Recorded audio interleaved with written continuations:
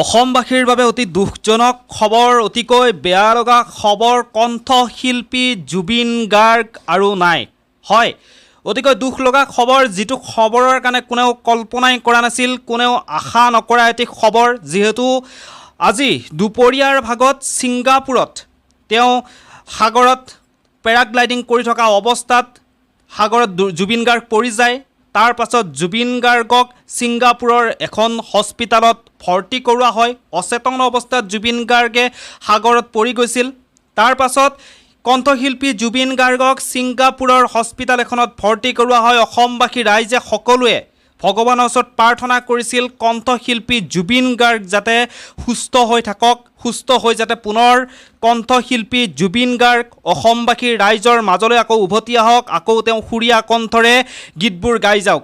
কিন্তু ইতিমধ্যে এটি অতি দুখজনক খবৰ, অতি বেয়া লগা খবৰ আহি পৰিছে, যি খবৰে কিন্তু এতিয়া অসমবাসীৰ ৰাইজক বৰ্তমান সময়ত কন্দুৱাই তুলিছে। এইখিনি সময়ত অতিকৈ বেয়া লগা খবৰ, দুখ লগা খবৰ, যি খবৰৰ কাৰণে কোনেও কল্পনাই কৰা নাছিল। জুবিন গাৰ্গ আৰু আমাৰ মাজত নাই। দুৰ্ঘটনাত পতিত হৈ সেইজন জুবিন গাৰ্গ আৰু আমাৰ মাজত বৰ্তমান সময়ত নাই। জুবিন গাৰ্গৰ পত্নী গৰিমা শইকীয়া গাৰ্গ ইতিমধ্যে ছিংগাপুৰলৈ ৰাওনা হৈছে। জুবিন গাৰ্গৰ পত্নী। অতিকৈ দুখজনক খবৰ, অতিকৈ বেয়া লগা খবৰ। ছিংগাপুৰৰ হস্পিটালত ভৰ্তি কৰোৱা হৈছিল। পেৰাগ্লাইডিং কৰি থকা অৱস্থাত কণ্ঠশিল্পী জুবিন গাৰ্গ সেইখিনি সময়তে অচেতন হৈ সাগৰত পৰি গৈছিল। তাৰ পাছত জুবিন গাৰ্গক ছিংগাপুৰৰ হস্পিটালত ভৰ্তি কৰোৱা হৈছিল। আৰু বৰ্তমান সময়ত সেই দুখজনক খবৰটো আহি পৰিছে, যি খবৰে সকলোকে কিন্তু বৰ্তমান সময়ত এক ভাবিব নোৱাৰাকৈ দুখ দি গৈছে। প্ৰত্যেকজন অসমীয়াৰ বুকুতে এইখিনি সময়ত দুখ দি থৈ গৈছে।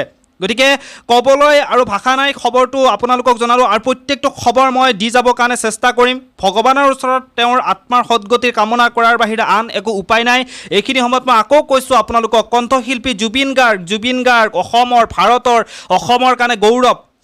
সেইজন জুবিন গাৰ্গে দুৰ্ঘটনাত পতিত হৈ আজি ছিংগাপুৰৰ এখন হস্পিটালত ভৰ্তি হ'বলগীয়া হৈছিল। আৰু ইতিমধ্যে এইখিনি সময়ত অতিকৈ দুখজনক খবৰটি আহি পৰিছে।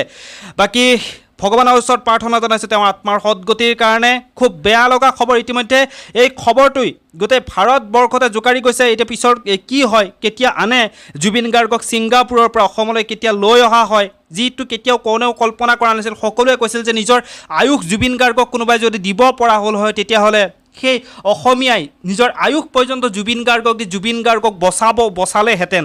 ভগৱানৰ ওচৰত যি প্ৰাৰ্থনা কৰিছিল অসমবাসী ৰাইজে, সেই প্ৰাৰ্থনা এইখিনি সময়ত কিন্তু অথলে গ'ল। অসমবাসী ৰাইজে প্ৰাৰ্থনা কৰিছিল জুবিন গাৰ্গৰ মাজে মাজে এনেধৰণৰ অসুস্থ হৈ থাকে, কিন্তু তেওঁ পুনৰ সুস্থ হৈ অসমবাসী ৰাইজৰ মাজলৈ আহে, তেওঁ কণ্ঠৰে গীত গাই যায়। কিন্তু এইবাৰ আহি পৰিল অতিকৈ দুখজনক খবৰ। সেইজন কণ্ঠশিল্পীয়ে গীতত সুৰ নিগৰাবলৈ এতিয়া আৰু আমাৰ মাজলৈ উভতি নাহে, কণ্ঠশিল্পী জুবিন গাৰ্গৰ দেহাৱসান।